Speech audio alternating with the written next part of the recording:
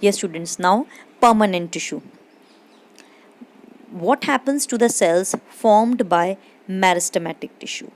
Now, the process, you see, when the meristematic tissue divides, the cells which are formed by the meristematic tissue attains a fixed, a permanent shape, size and function and get differentiated and they become permanent. ठीक है, यानी कि वो divide होने के बाद अपना एक प्रॉपर शेप, साइज और फंक्शन ले लेते हैं और फिर थ्रू आउट द लाइफ वो उसको करते हैं and this process is called differentiation. It is given in your book and they become permanent tissue. Cells of meristematic tissue differentiate to form different types of permanent tissue. Now, permanent tissue again are of two types, that is simple permanent tissue and complex permanent tissue. Now, what is the difference between the two? Simple permanent tissues are those tissues which are made up of same type of cells, because tissue again is a group of cells. तो simple permanent tissue में जितने भी तरीके के cells होंगे वो सब एक जैसे होंगे, they are similar. While in complex permanent tissues, cells are of different types. Okay, so first we are going to read about simple permanent tissue. Simple permanent tissues में आपके आ जाते हैं parenchyma, collenchyma, sclerenchyma और chlorenchyma and arenchyma. So let us read. First of all, you see this picture. This is a section of a stem, horizontal and vertical section, and they have given so many tissues here. So you must have seen that there are so many type of tissues present in a stem and they perform different function. These are also called ground tissues also. Right from the epidermis to the pith. Pith is the interior most, you can say, tissue present. So a few layer of cells form the basic packaging tissue. This tissue is parenchyma, a type of permanent tissue. It consists of relatively unspecialized cells with thin cell walls. They are living cells. They are usually loosely packed so that large spaces between cells are found in this tissue. This tissue provides support to plants and also store food. So basically the function of parenchyma is to store food and provide support to the plant. Or what are their characteristic features? They are loosely packed, having intercellular spaces between them. They are living and having large spaces between them. And they are having thin cell walls. Then next type of tissue is collenchyma. एक minute, parenchyma में ही, हाँ, yes. Now there are two type of parenchymatous cells, that is, or you can say parenchymatous tissues, that is chlorenchyma and arenchyma. Chlorenchyma are those tissues, basically they are the parenchyma which contain chlorophyll, are known as chlorenchyma. See, it is written. In some situations, it contains chlorophyll and perform photosynthesis, and then it is called chlorenchyma. And in aquatic plants, large air cavities are present in parenchyma to give buoyancy to the plant to help them float.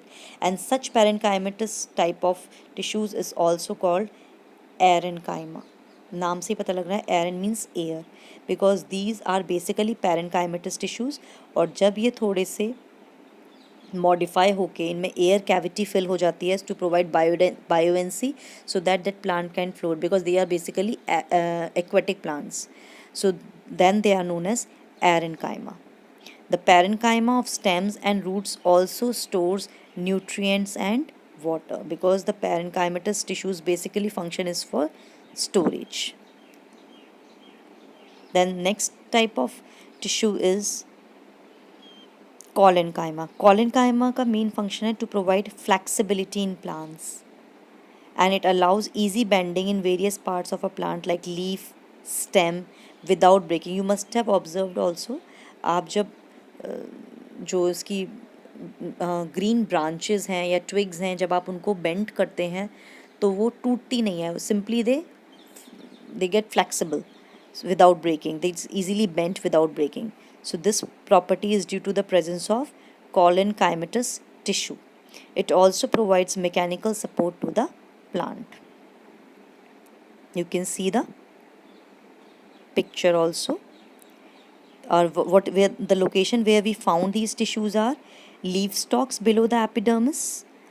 The cells of, now these are the features, the cells of this tissue are living, elongated and irregularly thickened at the corners, and there is very little intercellular space. See,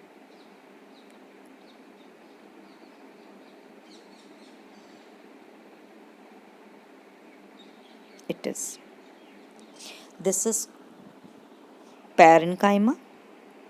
This is collenchyma. Having irregular thickness, corners में thicknings हैं इसकी. And this is pectin basically. Pectin की thickening होती है और ये इसमें very little intercellular space is there and they are elongated cells. Then the next category of tissues is sclerenchyma. In this category, the third type is sclerenchyma. These are dead tissues basically.